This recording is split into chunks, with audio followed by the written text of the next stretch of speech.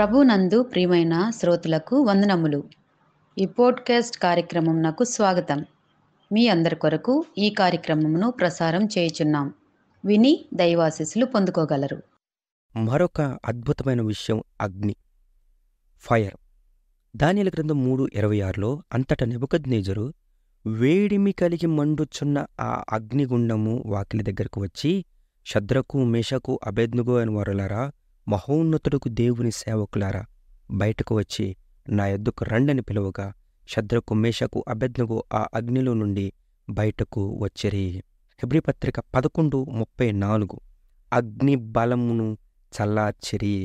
యెషయా గ్రంథం 43:2 నీవు జలములలో బడి దాటునప్పుడు నేను నీకు తోడైయుందును, నదులలో బడి వెళ్ళినప్పుడు అవి నీ మీద పొర్లి పారవు, అగ్ని మధ్యను నడిచినప్పుడు కాలిపోవు, జ్వాలలు నిన్ను కాల్చవు. ఎంత అద్భుతమైన మాటలండి. ఈ అగ్ని గురించి ఎంత చెప్పుకున్నా తక్కువే. నిజంగానే అగ్నికి భయపడనటువంటి మనిషి అనే వ్యక్తి ఉండడు. ఇక్కడ దేవుని సేవకులు మరొక విగ్రహానికి మేము నమస్కరించము అన్నప్పుడు, నెబుకద్నెజరు చేసినటువంటి ప్రతిమకు మేము సాగిలపడము అన్నప్పుడు, అక్కడ నెబుకద్నెజరుకి బాగా కోపం వచ్చి మండుచున్న వేడిమి గల అగ్నిలోనికి వాళ్ళను తోసేశాడు. దాదాపు 7 బైబిల్లో ఉంటుంది.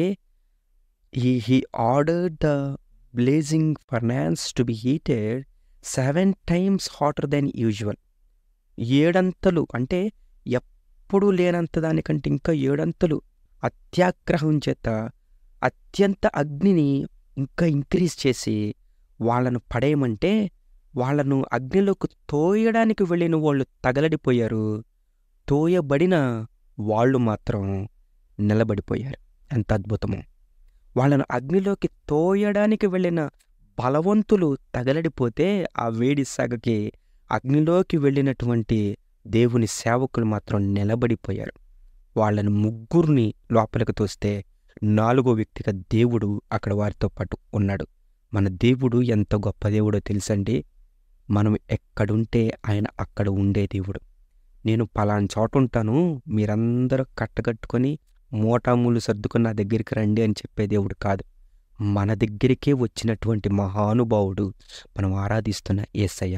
మన రూపంలో వచ్చాడు, మన దగ్గరికి వచ్చాడు, మన వలే జీవించాడు, మన సమస్యలు ఎరిగి ఉన్నాడు.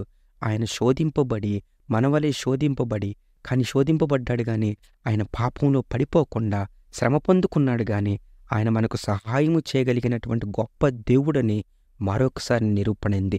దేవుని సేవకులు దేవుని కోసం నిలబడితే దేవుడు వారి కోసం అగ్నిలో కూడా నిలబడ్డాడు. దేవుడికి స్తోత్రం. అగ్ని బలములను చల్లార్చగలిగారు దేవుని శక్తి చేత. ఈరోజు మీకు ఒక విషయాన్ని జ్ఞాపకం చేస్తాను. వీరు ముగ్గురు టెంపరరీ ఫైర్కి భయపడలేదు, కానీ పర్మనెంట్ ఫైర్కి భయపడ్డారు. ఒకవేళ వీళ్ళు గనక నమస్కారం చేస్తుంటే వాళ్ళు ఆ యొక్క అగ్నిగుండంలోకి వెళ్లకుండా రాజు వాళ్ళను మెచ్చుకునేవాడేమో. కానీ వాళ్ళు ఈ రాజుకి భయపడలేదు, ఈ టెంపరరీ అగ్నికి భయపడలేదు. ఒకవేళ వీళ్ళు నమస్కరించుంటే పైనున్న రాజులకు రాజైన దేవుడికి అయిష్టమయ్యేది. ఆయన వారిని అత్యంత భయానకమైన నరకమనే అగ్ని ఆరదు, పురుగు చావనటువంటి ఆ అగ్నిలోకి పంపిస్తారు అన్న భయముతో దేవుని యందు భక్తి కలిగి ప్రేమ కలిగి దేవుని కోసం నిలబడ్డారు. నువ్వు దేనికి భయపడుతున్నావు? పర్మనెంటు శ్రమలకు, పర్మనెంటు పనిష్మెంట్కి భయపడేవాళ్ళు తక్కువండి, కానీ టెంపరరీ వాటికి భయపడేవాళ్ళు ఎక్కువైపోయారు. మీరు గనక ఇది చేయకపోతే అది రాదు, అది చేయకపోతే ఇది రాదు అని సామాన్యమైన, సున్నితమైన, లేదంటే తాత్కాలికమైన వాటికి వారి భక్తి జీవితాన్ని తాకట్టు పెట్టేస్తూ ఉన్నారు కొంతమంది ప్రజలు. దేవుని బిడ్డలారా, ప్రభువు కోసం వీరి వలె మనం నిలబడాలి. వింటున్నారు ఈ మాట? మనం ఎప్పుడైతే గట్టిగా నిలబడతామో మన దేవుడు కూడా మనల్ని మన కోసం నిలబడి మనల్ని అటువంటి భయంకరమైనటువంటి అగ్నిగుండాలలో నుంచి మనల్ని కాపాడడానికి సమర్థుడు. హిజ్కియా ప్రార్థన చేసినప్పుడు సూర్యుని యొక్క నీడ దాదాపు 10 మెట్లు వెనక్కి వచ్చింది. అంటే సూర్యుడు బ్యాక్ గేర్ వేసినట్టుగా మనకు కనిపిస్తుంది.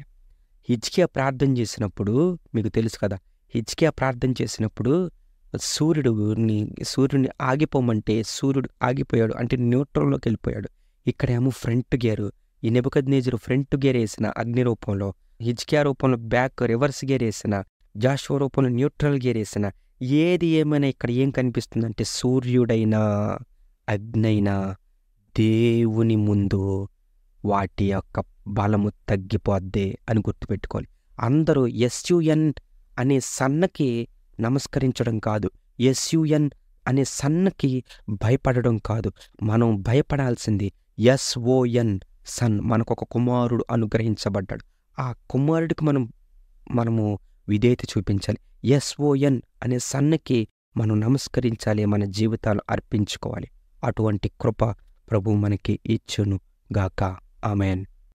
ఈ కార్యక్రమమును గూర్చి మీ సలహాలు మరియు మీ ప్రార్థనా అవసరతల కొరకు మమ్మను సంప్రదించవలసిన మా ఫోన్ నంబర్ 9448508503 మరియు ఈమెయిల్ ఐడి info@fibaonline.org. మా ఫోన్ నంబర్ మరొకసారి 9480585039. Email ID info@fibaonline.org.